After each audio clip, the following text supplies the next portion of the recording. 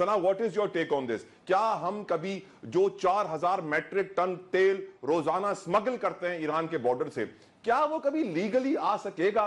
क्या हम अमेरिका की आंखों में आंखें डालकर बोल सकते हैं कि भाई हमें सस्ती बिजली पेट्रोल गैस लेने दो, हमारी हाल खराब हो चुका है, हमारी मईशत तबाह हो गई है, पावर सेक्टर डूब गया है, कब तक आपके 1-2 बिलियन डॉलर के लिए हम ईरान की इतनी बड़ी ऑफर को रिजेक्ट करते रहेंगे? योर टेक ऑन दिस सना।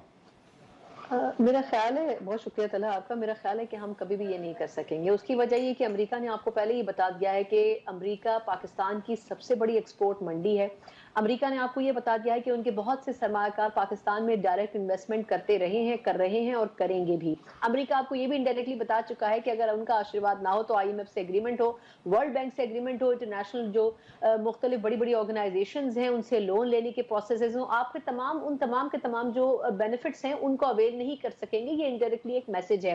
देखिए, अगर हम इस पोजीशन में होते तो शायद माजी में जो एक बड़ा सक्सेसफुल प्रोजेक्ट था ईरान पाकिस्तान गैस पाइपलाइन मंसूबे का, हम उसको अभी तक अपने मंतकी अंजाम पर पहुंचा चुके होते। अरबों डॉलर का उसके ऊपर जो कहना चाहिए टैक्स लगने वाला है, सिर्फ इस बिना पर कि वो पेनल्टी की सूरत में पाकिस्तान के ऊपर लग सकता है कि ईरान के एंड से वो कंप्लीट हो चुका है, लेकिन पाकिस्तान के एंड से उस पर हम काम ही नहीं शुरू कर सके।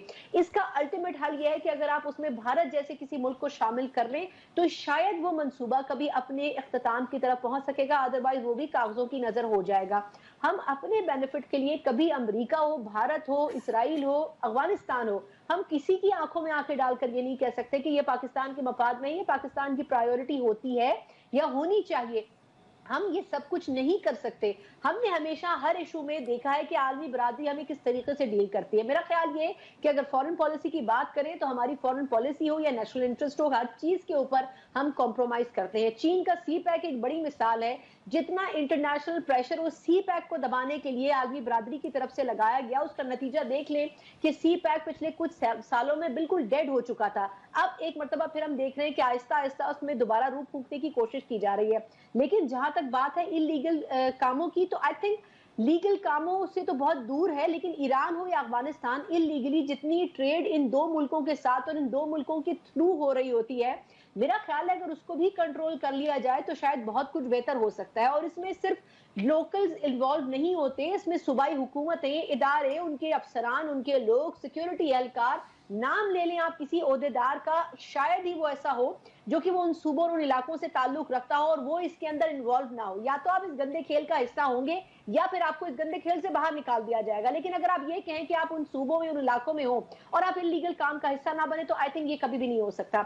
इशू ये है कि हम इस चीज को ठीक नहीं करना चाहते। दूसरा, मैं अगर इसको कंक्लूड करूं, उस पॉइंट को, हमें इस दौरे को इस पहलू से भी देखना चाहिए कि 7 साल के बाद ये कोई सरकारी दौरा है जो ईरान की तरफ से किया जा रहा है। इसका इनिशिएटिव ईरान से लिया गया है, पाकिस्तान की तरफ से नहीं लिया गया। फिर अभी कुछ हफ्ते पहले पाकिस्तान ने ईरानी बॉर्डर क्रॉस करके वहां पर जो मौजूद दहशतगर्द थे उनको निशाना बनाया।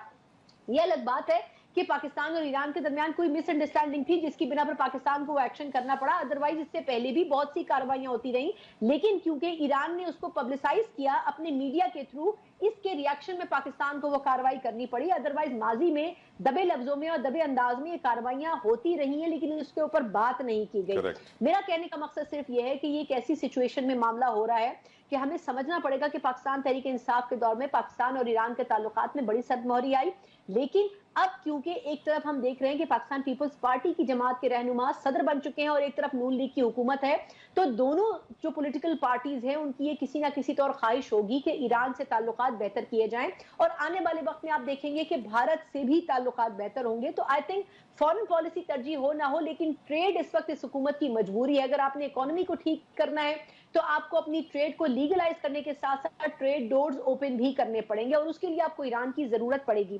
लेकिन अच्छी बात यह है कि ईरान की तरफ से दोस्ती का हाथ बढ़ाया गया और मेरा ख्याल है अगर दोस्ती का हाथ बढ़ा के अपनी गलती तस्लीम की जाती है तो इस दोस्ती के हाथ को थामने में कोई हर्ज नहीं है।